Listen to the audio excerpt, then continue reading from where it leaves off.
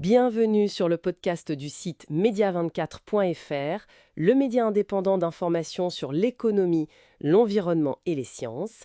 Aujourd'hui, on part très loin, aux confins glacés du système solaire. On va parler d'une découverte assez étonnante, un objet qui s'appelle 2020 VN40. Pour en discuter, j'accueille notre spécialiste des sciences. Bonjour Sam. Bonjour. Oui, un objet fascinant 2020 VN40. Alors, ce qui frappe tout de suite, c'est sa relation avec Neptune, une résonance orbitale de 10 pour 1. Qu'est-ce que ça veut dire 10 pour 1 et pourquoi c'est si spécial? Oui, effectivement, le 10 pour 1, c'est ça le cœur du sujet. Ça signifie que pendant que Neptune, elle, fait exactement 10 orbites autour du Soleil, Ce qui lui prend déjà un temps fou, 165 ans par orbite, donc 1650 ans pour 10 tours. exactement, eh bien pendant ces 1650 ans, 20-20-40, lui, il en fait qu'une seule orbite. C'est une synchronisation, gravitationnelle, mais d'une précision remarquable. Ah oui. On connaît d'autres résonances, bien sûr. L'exemple classique, c'est Pluton et Neptune, c'est du 3 pour 2. 3 orbites de Neptune pour 2 de Pluton. Mais là, 10.1, c'est un rapport très élevé et, pour ce qu'on en sait, assez rare, surtout si loin. Et ça sert à quoi, cette synchronisation? Ça a une conséquence? Ah oui, et elle est importante. Ça assure une certaine stabilité à long terme. Vous voyez, même si leurs orbites pourraient en théorie se rapprocher, cette résonance, cette danse bien rythmée, eh bien, elle empêche une collision ou une interaction trop forte. C'est un équilibre dynamique, en fait, qui maintient les deux corps à une distance de sécurité relative sur des millions d'années. Une sorte de valse cosmique très, très bien réglée, quoi. Et où est-ce qu'il se balade exactement, cet objet? Son orbite, elle a d'autres particularités. On sait qu'il a été trouvé en 2020 par le programme LIDO, c'est ça? Oui, c'est ça, l'IDO. Alors, il est très très loin du Soleil.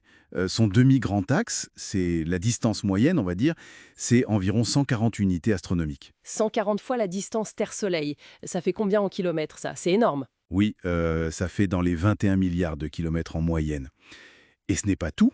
Son orbite n'est pas du tout circulaire, elle est très excentrique, donc très allongée, et surtout, elle est très inclinée. Incliné, c'est-à-dire? Elle est inclinée d'environ 33 degrés par rapport au plan où orbite la plupart des planètes, le plan de l'écliptique.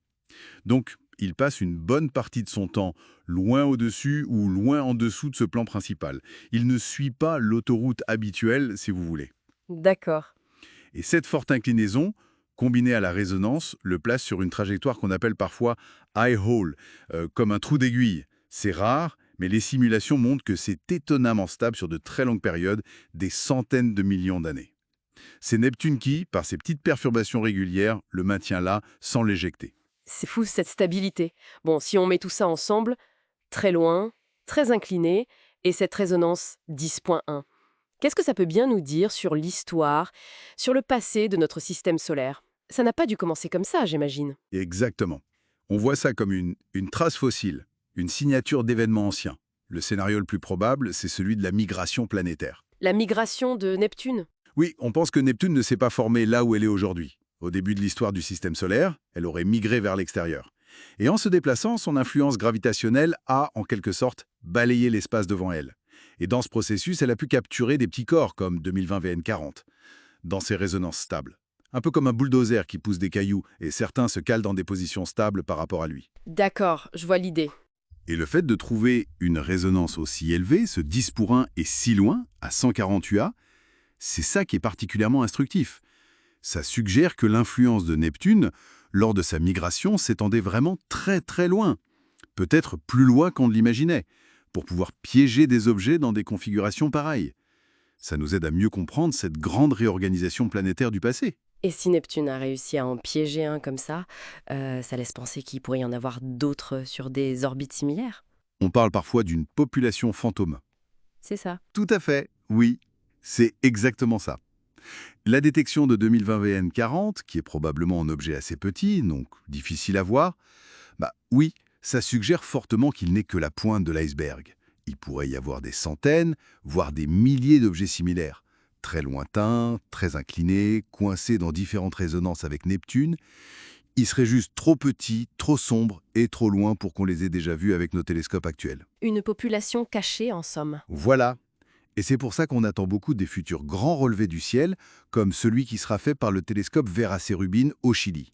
sa puissance et sa capacité à scanner de grandes zones du ciel devraient, on l'espère, enfin nous révéler cette population cachée et nous donner une image plus complète des abords de notre système solaire. Donc, pour résumer un peu, 2020, VN40, c'est cet objet lointain pris dans une danse très particulière, cette résonance 10.1 avec Neptune. Son orbite, extrême, lointaine, allongée, inclinée, serait une signature de la migration passée de Neptune. Et sa découverte suggère qu'il y a sans doute beaucoup d'autres objets du même type qui attendent d'être découverts. C'est tout à fait ça. Et je crois que chaque découverte de ce genre nous rappelle une chose essentielle. Le système solaire, ce n'est pas une mécanique bien huilée et figée pour l'éternité. Non, c'est un environnement dynamique, complexe, qui a été sculpté par des milliards d'années d'interactions gravitationnelles, parfois très subtiles.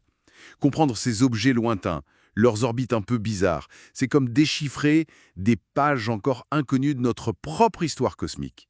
Et il est clair qu'il reste encore beaucoup de secrets à découvrir là-bas, aux frontières de notre système. Merci beaucoup pour cet éclairage passionnant. Merci pour votre écoute et retrouvez plus d'actualités sur media24.fr.